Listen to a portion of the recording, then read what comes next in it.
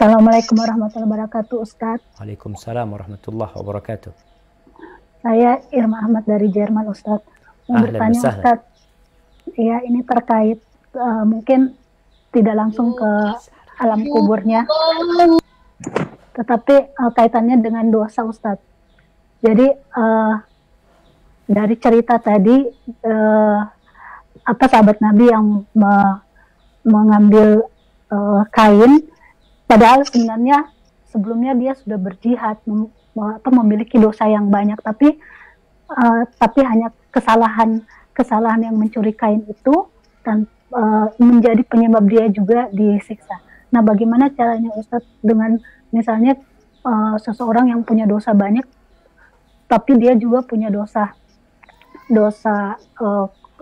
kebaikan, amal-amal kebaikan, apakah di dalam kubur itu tidak bisa membantu untuk memberikan syafaat, maksudnya memberikan pertolongan di alam kubur, Ustaz? Terima kasih, Ustaz. Begitu aja. Barakallahu fikum. Naam jemaah. Iya. Kalau kita bicara orang yang punya amal soleh dan dia punya dosa, bukankah nanti akan ada penimbangan? Iya. Akan ada penimbangan nantinya. Di mana? Nanti di padang mahsyar. Di situ akan ada hitung-hitungan. Perhitungan di sana yang akan menunjukkan apakah dia lebih banyak amal solehnya atau amal keburukannya. Allah mengatakan, فَأَمَّا مَنْ ثَقُلَتْ مَوَازِينُهُ فَهُوَ فِي عِيشَةٍ رَاضِيَةٍ. Tuh, yang lebih berat amal solehnya, maka dia akan berada dalam kehidupan yang mulia. Kehidupan yang nikmat, yang penuh dengan kenyamanan di sana. Itu nanti akan ada penimbangan tersebut. Kalau pertanyaannya, ada dosa-dosa yang Allah akan azab. Kita di dunia, jemaah, kita punya amal soleh. Kita sholat, kita berpuasa. Tapi kita sakit. Kita kena musibah.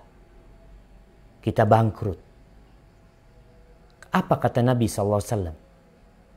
Ketika Allah Azza wa Jal mengatakan, Laisa bi amanikum, wala amani ahlil kitab. Man ya'mal su'an yujzabi. Bukan termasuk angan-angan kalian atau ahlul kitab. Urusan amal, balasan, pahala. Enggak, ingat. Man ya'mal su'an yujzabi. Barang siapa berbuat kejelekan, pasti dibalas. Pasti pembalasan itu ada. Makanya ketika ayat itu turun, Abu Bakar Siddiq merasa berat, jemaah. Dia mengatakan, ya Rasulullah, kalau setiap dosa yang kita lakukan kita dibalas, kita akan binasa. Karena kita semua punya dosa. Lalu Rasul SAW menyebutkan balasannya.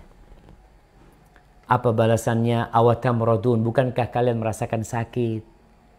Ya, kecapean, kemudian kena duri, semua itu jadi balasan buat dosa yang dilakukan.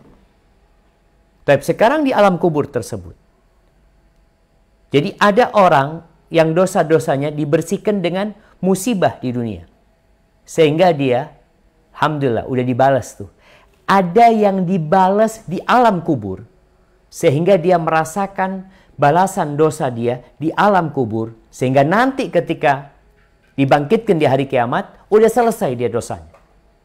Sehingga dia tidak perlu masuk ke neraka lagi dengan dosa yang dia lakukan. Itu jadi pembersih dosa dia.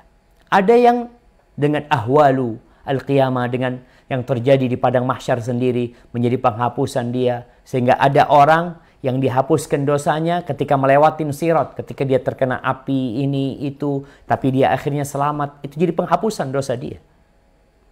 Jadi kalau bicara kita punya amal soleh, pertama kita nggak tahu apa amal soleh kita sebanding dengan itu. Jangan-jangan kalau disuruh bayar itu habis amal soleh kita nanti masuk neraka. Maka kita lebih tahu dengan, Allah lebih tahu dengan yang baik buat kita. Sehingga orang yang mati syahid, ketika dia mati syahid, ikut berjihad, kemudian melakukan dosa, al-ghulul termasuk dosa besar, jamaah.